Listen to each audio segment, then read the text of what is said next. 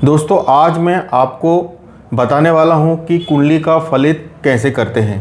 यह उन लोगों के लिए भी बहुत महत्वपूर्ण विषय है जो ज्योतिष में कुंडली फलित करना सीखना चाहते हैं। तो विशेष तौर पर हमें यह ध्यान में रखना है कुंडली का फलादेश करते समय कि किन किन चीज़ों पर विशेष हमारा फोकस होना चाहिए।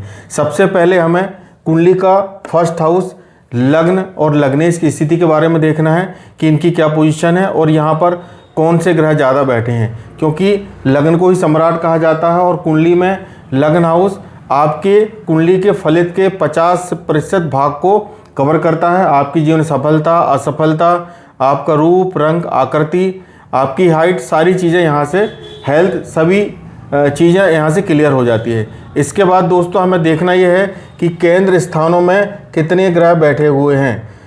First house, fourth house, seventh house और 10th हाउस, ये केंद्र स्थान कहलाते हैं। इन चारों में कितने ग्रह बैठे हैं। यदि मैक्सिमम यहाँ पर प्लैनेट्स बैठे हैं, चाहे वो शुभ हों या अशुभ हों, वह कम से कम यदि अच्छा फलित नहीं करेंगे तो बुरा फलित भी नहीं करते हैं। हमें केंद्र स्थान की स्थिति भी देखनी है। इसके बाद हमको आ जाना है त्रिकोण हाउस पे।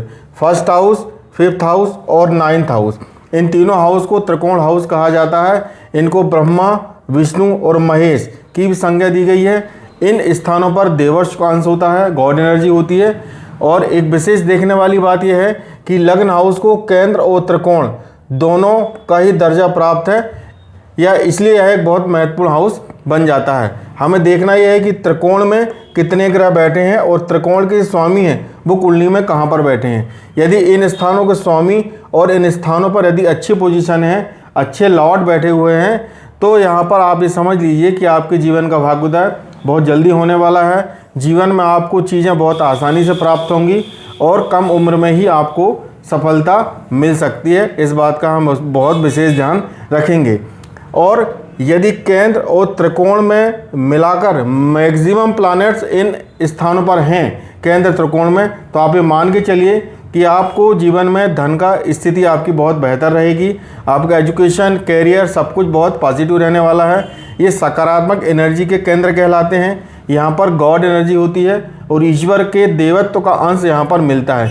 इसलिए कहा जाता है कि यदि केंद्र और त्रिकोण में ज़्यादा से ज़्यादा ग्रह बैठे हैं तो ऐसे व्यक्ति का भाग्योदय जीवन में बहुत जल्दी हो जाता है। उसे जीवन में प्रयास कम करने पड़ते हैं। इस बात पर हमें विशेष ध्यान रखना है। इसके बाद हम ये आ जाते हैं कि कुंडली में कितने ग्रह उच्च के हैं और कितने ग्रह नीच के ग्रह बैठे हैं। यदि कुंडली में उच्च के ग्रह ज़्यादा हैं तो जीवन में सकारात्मक ऊर्जा, पॉजिटिव सक्सेस आपको बहुत जल्दी मिलेगी।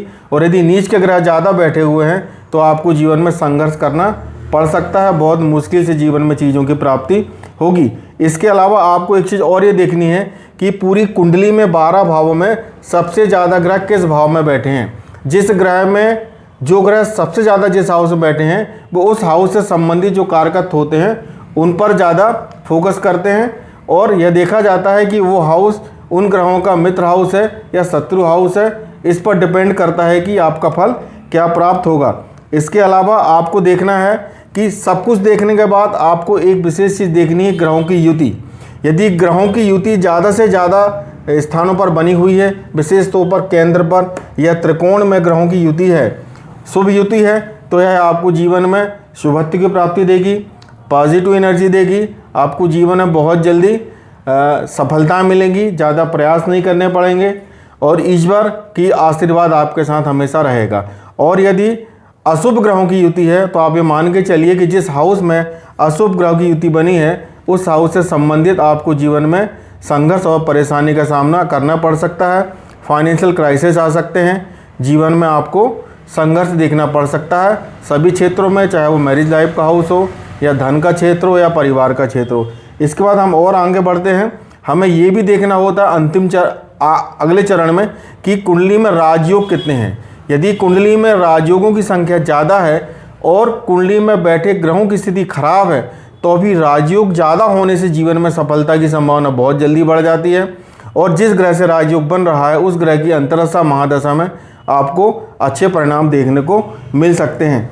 इसके अलावा कुछ नेगेटिव दोष भी हैं जो यदि कुंडली में है तो कुंडली का पूरा माहौल ख़राब कर देते हैं, जीवन में संघर्ष की स्थिति पैदा करते हैं। जैसे कि कालसर्प दोष हो गया, ग्रहण दोष हो गया, कैमुद्रम दोष हो गया, विष दोष हो गया, इसके अलावा चांडाल दोष हो गया, अंगारक दोष हो गया और पितृ दोष।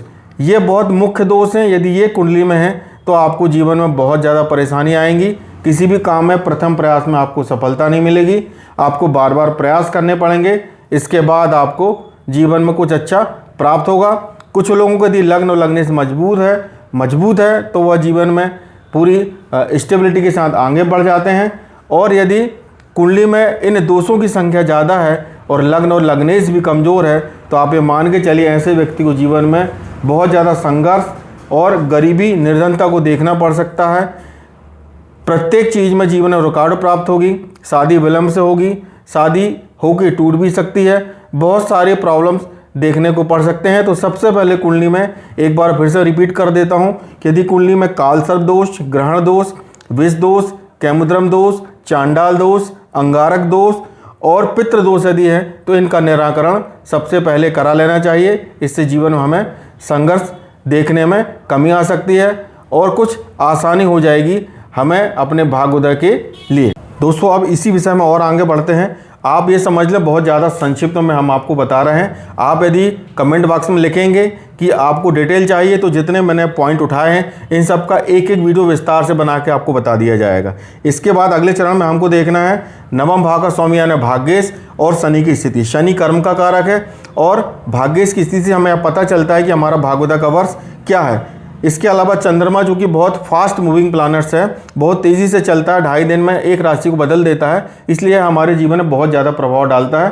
तो हमें चंद्रमा, शनि और भाग्येश की कंडीशन को भी देखना है। इसके अलावा ग्रहों की दृष्टियों पर भी हमें नज़र डालनी है। विशेष तौर पर शनि, गुरु, राहु और चंद्रमा की दृष्टि बहुत प्रमुख होती है। मित्र दृष्टि या शत्रु दृष्टि हो सकती है। ये हमें सब कुछ एनालाइज करने पर डिपेंड करेगा। इसके अलावा हमको देखना है कौन सा ग्रह कौन से तत्व की राशि में बैठे हैं। मान लीजिए यदि अग्नि तत्व राशि में ज़्यादा ग्रह बैठे हैं, जैसे 1, 5 और 9, यदि अग्नि तत्व राशि में ग्रह ज़्यादा बैठे हैं तो ऐसे आदमी का स्वभाव थोड़ा अग्रेशन लिए हुआ होगा, वह गुस्से का तेज होगा, जिद्दी होगा, लेकिन एक बार जो निर्णय कर लेगा वह जीवन में उस पर अपने उद्देश्य पर सफल होकर रहेगा। इसी तरह हमें अग्नि तत्व के बाद पृथ्वी तत्व, जल तत्व और वायु तत्व में भी देखना है कौन से कितने ग्रह बैठे हैं, उसके आधार पर कुंडली का फलित डिपेंड करेगा। इसके अलावा आप ये भी देखिए कि आपके जो प्लैनेट बैठे हुए हैं कुंडली में कितने ग्रह शत्रु राशि, कितने ग्रह जो हैं वो शत्रु राशि में हैं और कितने ग्रह मित्र राशि में बैठे हैं। यदि शत्रु राशि में ग्रह ज़्यादा बैठे हैं तो आप ये मान के चलिए जीवन में शत्रुओं की संख्या ज़्यादा है और संघर्ष के बाद चीज़ों की प्राप्ति होगी। और यदि मित्र राशि में ज़्यादा ग्रह बैठे हैं तो जीवन में थोड़ी सरलता, सहजता और आसानी होगी। इसके अलावा आप ये भी देखिए स्त्री राशि 2, 4, 6, 8, 10, 12 इन राशियों में कितने ग्रह बैठे हैं। यदि स्त्री राशि में ज़्यादा ग्रह हैं तो ऐसे व्यक्ति का स्वभाव थोड़ा सा शर्मीला, भावुक और स्त्रियों के समकक्ष रहेगा। यदि पुरुष राशि में ज़्यादा ग्रह बैठे हैं, पुरुष राशि से 1, 3, 5, 9, 11 ये पुरुष राशि कहलाती हैं, इनमें यदि ग्रह ज़्यादा बैठे हैं तो ऐसे व्यक्ति का स्वभाव थोड़ा अग्रेशन वाला, गुस्से का तेज और थोड़ा जिद्दी होगा और पुरुषत्व का तत्व लिए हुआ होगा। इसके अलावा हमको देखना है ग्रहों की डिग्री। विशेष तौर पर ग्रहों की 5 अवस्था होती हैं: शिशु अवस्था, बालावस्था, युवावस्था, वृद्ध अवस्था और मृत अवस्था। कौन सा ग्रह कितनी डिग्री में बैठा है उसके अकॉर्डिंग हम यह तय करेंगे कि यदि ग्रह बहुत अच्छी स्थिति में कुंडली में बैठा है, मान लीजिए भाग्य स्थान में त्रिकोण में बैठा है लेकिन मृत अवस्था में 24 से 30 डिग्री विषम राशि में, तो आप ये मान के चलिए ऐसे व्यक्ति का भाग्योदय बहुत मुश्किल से होगा। ये भी हम किसी कुंडली का जब फलादेश करते एक महत्वपूर्ण पार्ट है, इस पर भी हमको ध्यान देना पड़ेगा। इसके अलावा आप ये देखिए कुंडली के त्रिकेश जो होते हैं 6, छठा भाव, अष्टम भाव, 12 भाव, इनमें कितने ग्रह बैठे हैं। यदि ये स्थान खाली है तो यह आपके लिए बहुत अच्छा संकेत है और यदि इन स्थानों पर ग्रह बैठे हुए हैं ज़्यादा से ज़्यादा तो आपको जीवन में संघर्ष करना पड़ेगा। इसके बाद आप नवमांश कुंडली पर भी देखिए यदि सूक्ष्म आपको दृष्टि डालनी है। इसके अलावा होरा कुंडली देखिए, इसमें धन का स्तर पता लगता है। अष्टक वर्ग में किन ग्रहों को कितनी रेखाएं प्राप्त हैं उस पर भी बहुत आपको कुंडली के फलादेश का निर्णय लेने में आसानी होगी। इसके अलावा आप सुदर्शन चक्र का स्टडी जरूर करिए, इससे आपको सूर्य कुंडली, चंद्र कुंडली, लग्न कुंडली के बारे में 12 भावों के बारे में बड़ा स्पष्ट आंसर मिल जाएगा। इसके अलावा और सूक्ष्म अध्ययन के लिए यदि आपको जाना है तो फिर आपको जो वर्ग कुंडली है उनकी स्टडी भी करना पड़ेगा। तो दोस्तों आज हमने बहुत संक्षिप्त में आपको बताया है कि कुंडली का फलादेश करने के लिए किन किन विषयों पर हमें फोकस करना है। यदि आप चाहेंगे इनका विस्तार से वर्णन हो, एक एक वीडियो इनका बना दिया जाए तो फिर आप कमेंट बॉक्स में लिखिए, आपको बिल्कुल अलग अलग सब समझा दिया जाएगा। केंद्र, त्रिकोण, उच्च नीच, दृष्टियाँ सभी का मैं बहुत विस्तार से वीडियो बना सकूँगा। धन्यवाद।